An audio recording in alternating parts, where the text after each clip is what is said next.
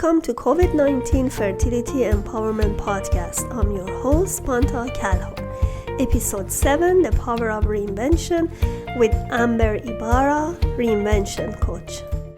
Please subscribe to my YouTube channel and get notification for new interviews and pre-order my book Naturally Conceived through Amazon. Get pregnant by unleashing your reproduction power. I'm here with YBarra. Mm-hmm. Yes. And she is actually a multiple business owner and reinvention coach. And she is helping people, especially women, who have lost their identity during this struggling with fertility. It means they actually need more confidence and they need to boost their confidence. That's why I invited my dear guest, YBarra, to talk about this issue today with you. Welcome, YBarra.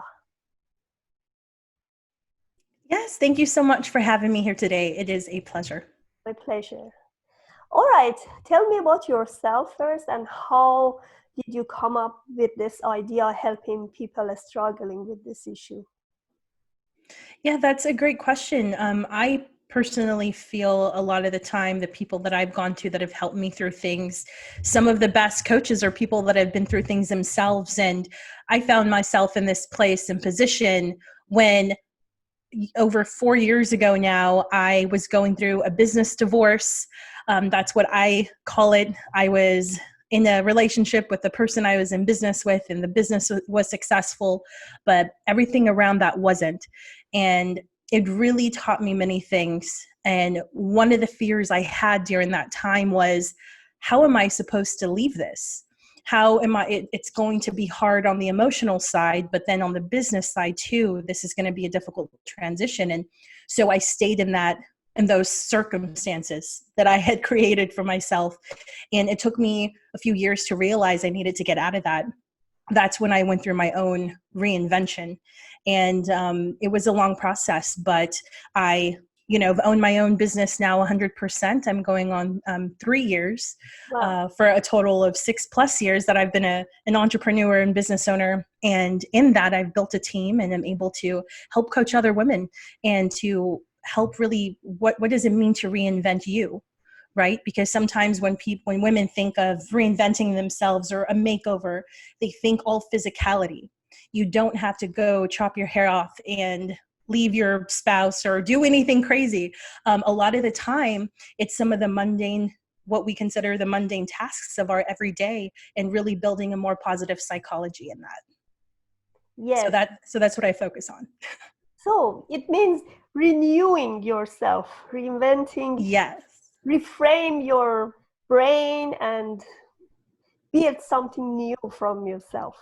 So how this process works? Exactly. So how this process works for you?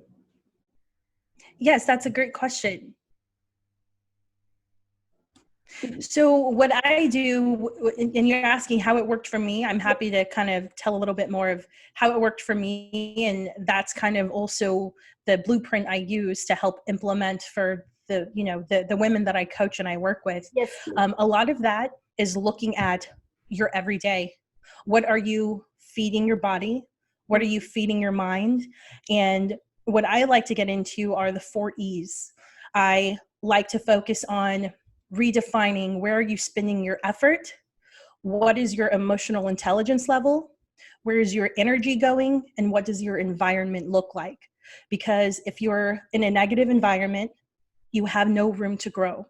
And if you are receiving the negative energy and you're not in a space of generating that positive energy, then all of those things really tie in together. So I help women look at, we actually don't even start with what are your goals. I don't want to know your goals right now. What I want to know is, what have the last 30 days of your life look like? And we break that down. Because when you're able to do that, then you get out of the fluff of what women think they want their life to be like, and you start from building a better from building a better foundation and saying, oh gosh, this is what my life looks like right now. I want to be here, but I can't go from 0 to 100 in 2 weeks.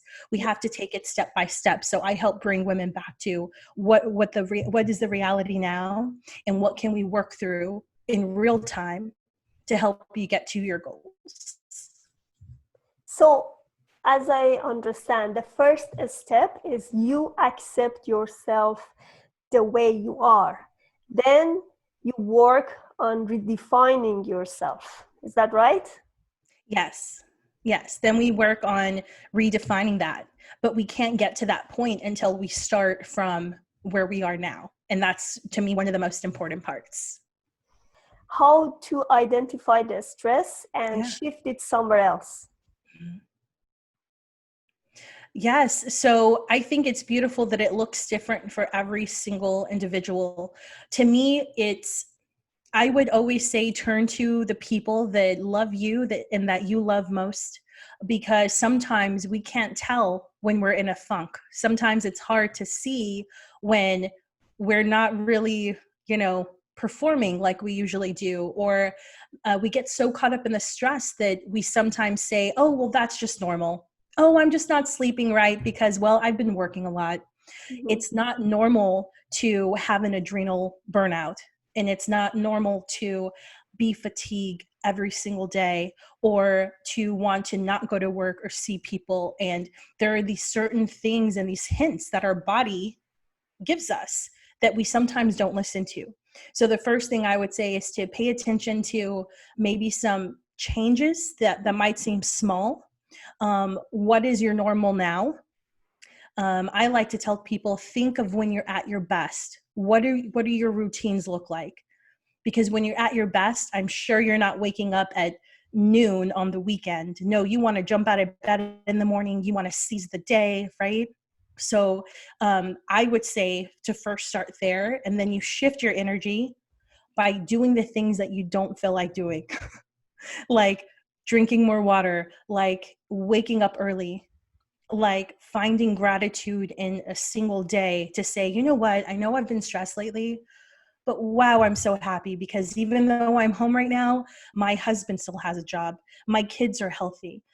There are little things that you can do to shift your mindset and to shift your mood. And Tony Robbins has a great quote that I love using, and it's where your attention goes, energy flows. Yes. And it's because whether you feel good or you don't, you're right either way. And you could still feel a little crummy or have a bad day and still have a positive outlook that changes the trajectory of your entire week.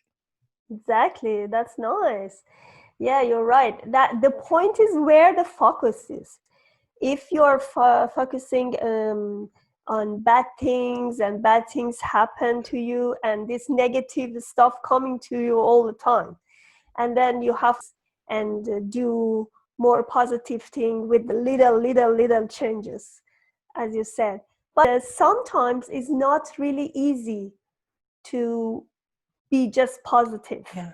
Because you have a lot on your plate, lots of stress and too much negativity, and it's not really easy. Like I remember when I had a bad accident and somebody robbed my car, I had this dream every day and repeating in my mind. It took me 2 years exactly to get rid of those dreams.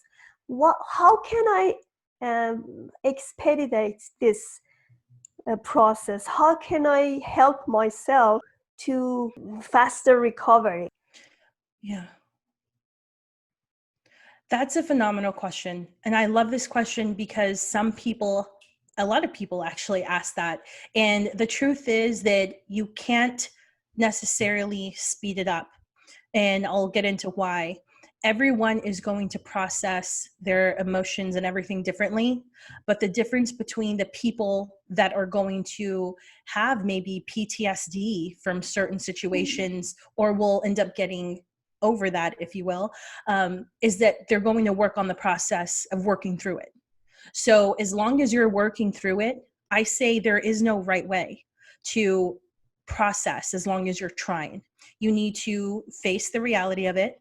You admit the fact that it was scary. It's impossible to give yourself to wake up every single morning and tell yourself, no, how dare you? And then beat yourself up over not being positive every single day, because that's unhealthy. That's when positivity turns into toxicity, because you're trying to force yourself to see through these rose-colored glasses when really you need to just say, you know what, this is the reality of my day.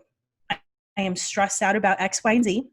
What can I do to have a better schedule? What can I do to maybe stop these nightmares that keep coming from this thing that happened to me that was really scary? So maybe you're reading good books at night so that the last thing that your subconscious is really kind of taking in is something more positive. It might not get rid of those negative thought processes overnight, but it will help expedite it. The last thing you want to do is push it away, or if your spouse is asking, hey, are you okay? To say, yes, I'm fine. I need to get the kids ready for school, and then go about life like nothing happened. It's never good to push those things down. It's always good to really talk about it and how it's affecting you, especially if it's affecting your sleep, if you're having nightmares about it and things like that. It's something that you should be open about.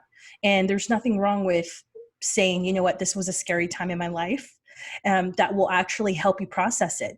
And what I tell people who've gone through similar things, who say, I'm just so afraid it's going to happen again. I had a lady once that I was working with, and she had gotten pickpocketed while traveling by herself. And I was talking to her, and she's like, I'm so afraid to travel again. What if that happens? And I asked her, how old are you? She was like, well, I'm 41. Okay. And how many times do you travel a year? She's like, well, I travel 5, 6, 7 times a year. Okay. And in those 41 years of life, how many times has that happened to you? And she said, well, that was the first time it happened. I'm like, so statistically, if we look at the evidence, right, it's really not likely that could happen just again at any time. You travel so much. I mean, so just really breaking it down to kind of help those fears. There's never a guarantee that bad things aren't going to happen to us. It is inevitable. But what helps us is to mentally prepare for those bad things again, and just to say, you know what can I do to maybe stop that? Okay, don't go out at past midnight and 1 a.m, or walk down weird looking streets, right, in the middle of the night of a foreign country. Or there's only so much you could do to prepare for things like that. But to me, I always go back to mentality.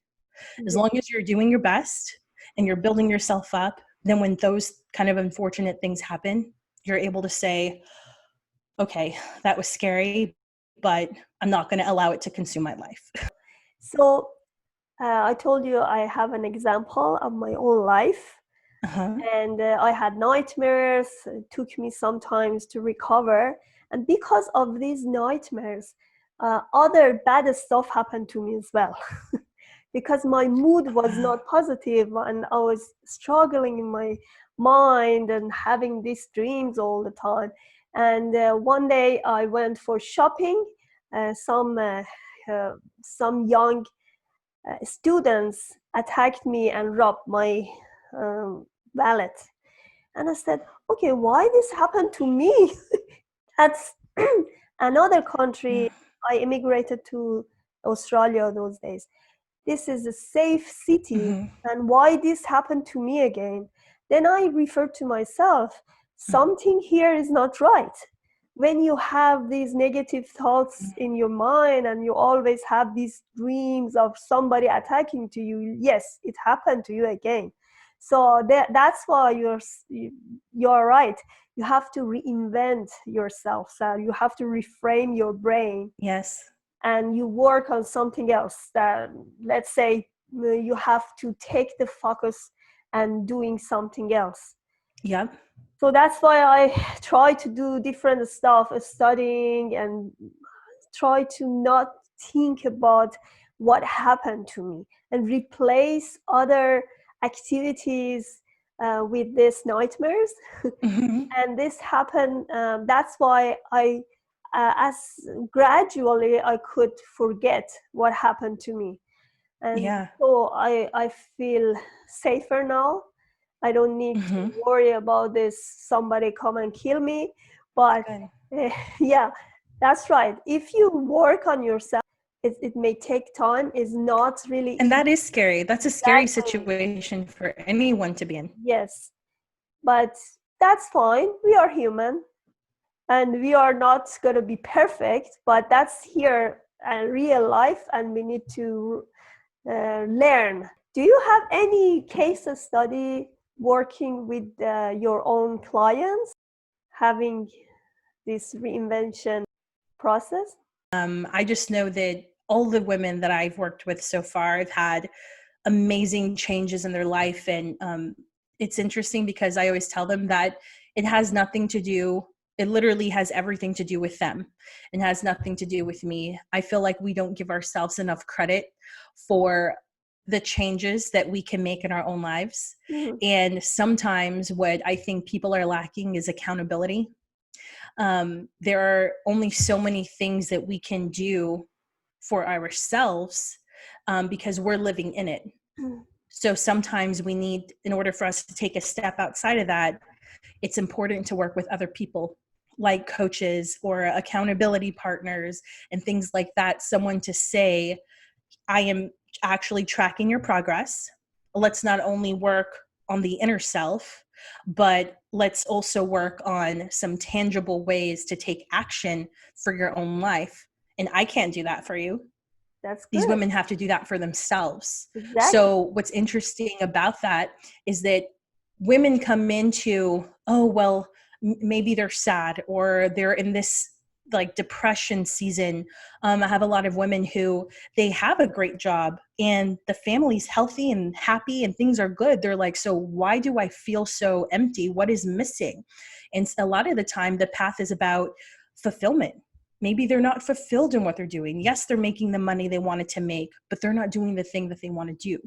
And so it's so beautiful to work with the different kinds of personalities and people because no life is the same. And yes, it's been beautiful. I should do a case study though, because it's been wonderful to work with these women and to also see them gain confidence along the way because they realize they're the ones doing the work. And they're capable. When So a you woman already realizes, done these case studies. I mean, you already work with these women. I really have. I have. It's been a great journey, and honestly, a lot of it has to do with the fact that I've been on my own journey. I've had coaches, and I have traveled to find things in myself and to see the world and to broaden my perspective on life. And all I want to do is bring that to these other women and to show them that it's possible because I love to share my low lows. I like to let people know when I felt like giving up because that's something that every person can relate to, right? No matter how great of a job you have or what you've invented or I mean, there are people out there saving lives, right? That at the end of the day, they come home to a broken home. You don't know the velocity and the big wave, massive waves of difficulty that some people are facing until you get to talk with them. So it's just, I go by the rule of embracing everyone and treating everyone with compassion because we never know someone's backstory behind their smile. And it's just an important way to live, I feel. Yeah, that's nice. You're right. You don't know what's happening in their life, and this is ourselves Mhm. to understand ourselves and to know what we need actually. Mhm. I realize it's right. Somebody can help you, can give you hints, but this is you to do the actual work. So if you Mhm. don't work on yourself, if you just rely on somebody else to do the hints and treatments, but if you don't act upon them, then there is no use. You can do anything. Yeah.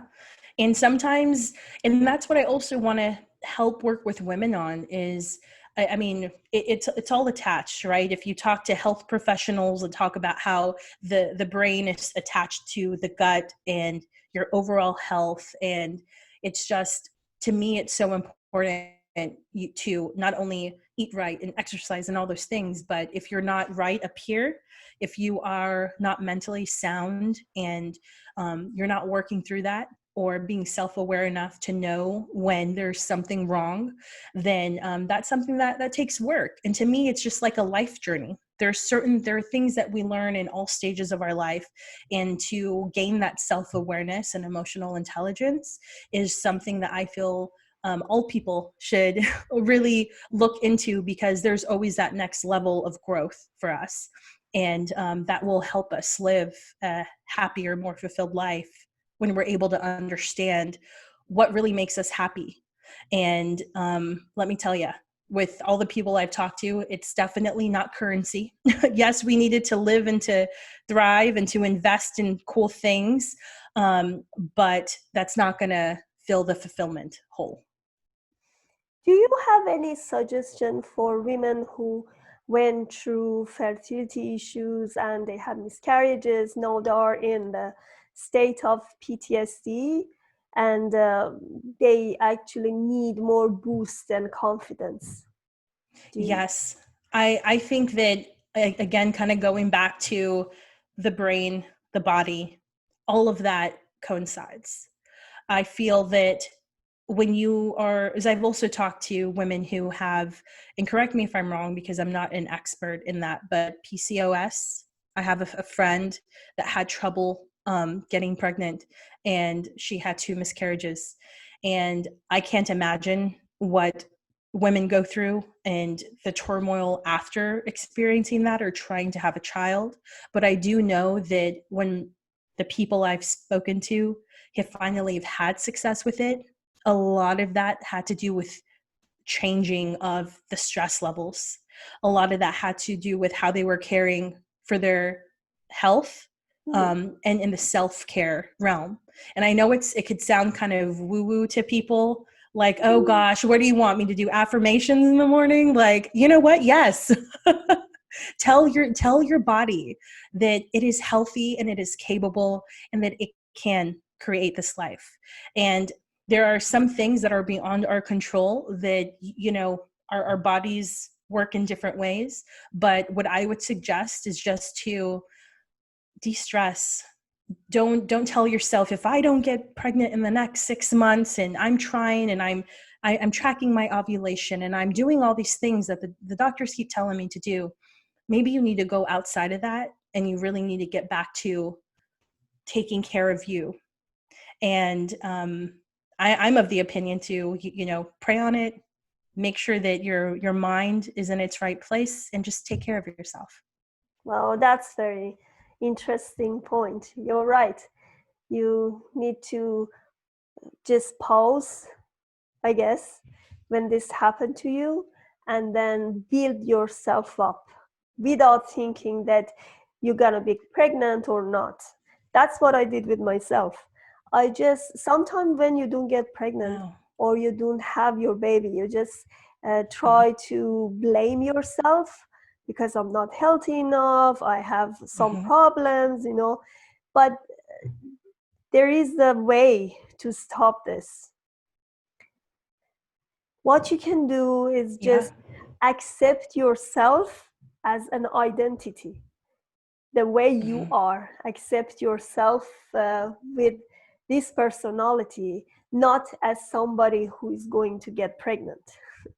And then work on yourself, build something, like produce something or do something amazing in your life, and then you're going to get back to that level again, the level that you are confident again, and you're happy to restart your life again. And I wish there was a study on that, on how many women, and I've read books like that aren't even based on fertility, but for instance, Gabrielle Bernstein, she talks about her process, how, they tried, and I've heard of so many stories of women trying for a year, for 2 years. And the moment they give up and they're like, you know what, I guess I'm just not supposed to. And it just happens. Exactly. And I wish there was a study on the science of that, because actually, that's my book. That's my upcoming book.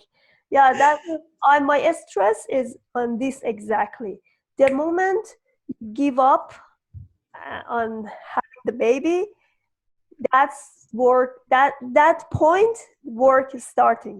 So what's happening, because um, you, when you think about, you stress yourself to do something and push yourself to do it, you gotta go far away from it.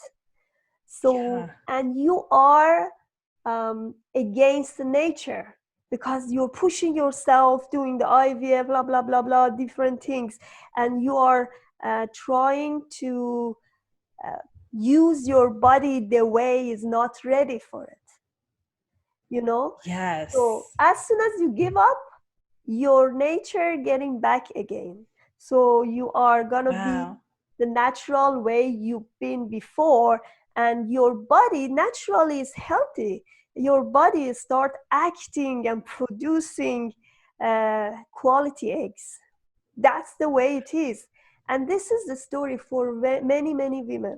As my Hmm. clients and my friends talking to me, the first thing I tell them, you have to decrease your stress level at work related issues, because too many women try hard to work and they don't like their job, and they Yeah. actually have lots of issues at work, commuting to work and get back, and then they have to do some other things together, too many stuff.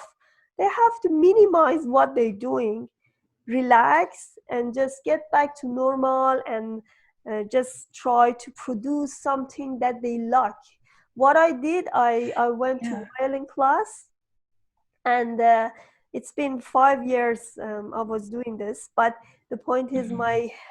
my teacher always say, why don't you participate in a concert? I said, because I'm afraid to do this. I don't want to go to public and just play the violin. And he said, no, you Yeah. have to do it. And you can't leave it. When you break this barrier, that's Hmm. it. I went to the public, I played my violin, and then I felt so confident, and Yes. then doing this kind of thing, then I published my book, too many different things that I've never done. And then that's Yeah. level up your productivity level, and you can actually do whatever you thought you couldn't do. Exactly, Yeah. that's the same as producing a baby. Producing a baby, when your body doesn't go with the uh, flow, you Hmm. to actually reach to that productivity level, and then start from there. Yeah. And I really help a lot of women create that, because they say, okay, so now I know that I need to reduce the stress at work or at home. I need to create that flow, but how do I do it? And I feel like that's the question a lot of women have. It's like, but how do I get there? I don't know what I'm doing wrong. I don't know what to add. And I always tell people to minus one thing, add a new thing, right? Take away that negative, put in a positive. So if you have a 20-minute drive to work, how are you starting your morning? Are you asking yourself those same questions of, oh my gosh, and as soon as I get to work and I have the meeting with the boss, and then your mind just goes to these same things. And instead, I tell women, replace it with small things, like maybe there's an audiobook that calms you. Maybe you have a favorite song you want to put on. Maybe it is listening to a talk show on the radio or a podcast that you enjoy, right? It's a little things like that of feeding your mind. So whenever you get to work, you're not already flustered about the meeting or about X, Y, and Z. You're in a whole other element in your mindset, even stepping into the office, which will carry into your work day. And when you are out of work, when you're finished with work, learn to shut it down and to not bring it home with you.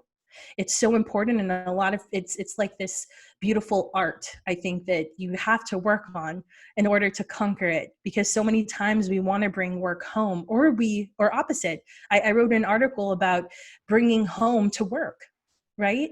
Something's going wrong at home. No one talks about how much we bring all the things that we left at home, and we just carry it into our workday.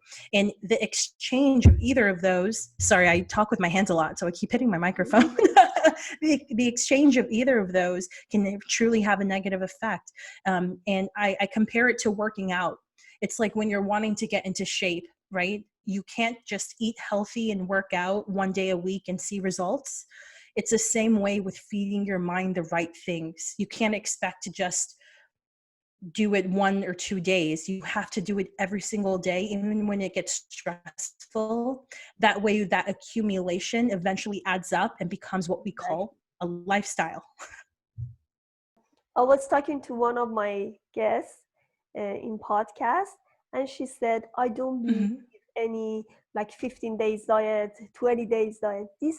That should be changing the lifestyle. Like if you want to eat something good, you have to do it for a long time. So you just don't do it for 15 days, 20 days, and then escape it. Yeah. It's not going to work for you. You're right. I agree.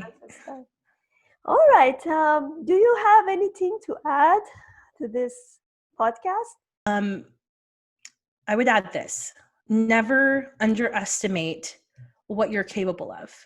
I feel like we need to hear it more often because we get stuck in the routine of our lives. And by the time we know it, we're doing the same thing every day, every month, and 5 years have gone by. And just because you've lived life that way, and maybe life seems okay right now, it doesn't mean that you can't go from good to great. And I think we need to open ourselves up to the possibilities of being a healthier version. And anyone listening to this podcast, I would love to challenge you to dream up, get a notebook, write it down, have a talk with yourself. Schedule time in your calendar, just like you have to pick up your kids from school, or like you have to go into work at a certain time in the office, or whatever that looks like for you. Schedule some time for yourself and ask yourself, what would a better version of me look like? And you would just be blown away at the different things that you want to do that you realize you haven't started. And just start one thing. That's how I love to work with people. What is the one thing that you want to start today? Is it taking care of your health better? Do you want to start walking in the morning or after work? Because that's something that helps you de-stress, is just getting out of the house and taking 15 minutes in your whole 24 hours to have that time for you. Is it scheduling a massage? Because that just makes life better. And why else do we work hard, right? What does it look like? And what are the things you can start incorporating in your life? I just really want to challenge people to push themselves outside of what their normal day and normal routine looks like, so that they can have that better, healthier life. And especially when it comes to fertility, you can make leaps and bounds if you just really reevaluate where you are, where you want to be, and then fill in those gaps. Wow, that's beautiful. Okay, thank you so much for your suggestion and very interesting talk we had together. Yes. And we talk later. Yes. Thank you so much, Pantea. Have a good day.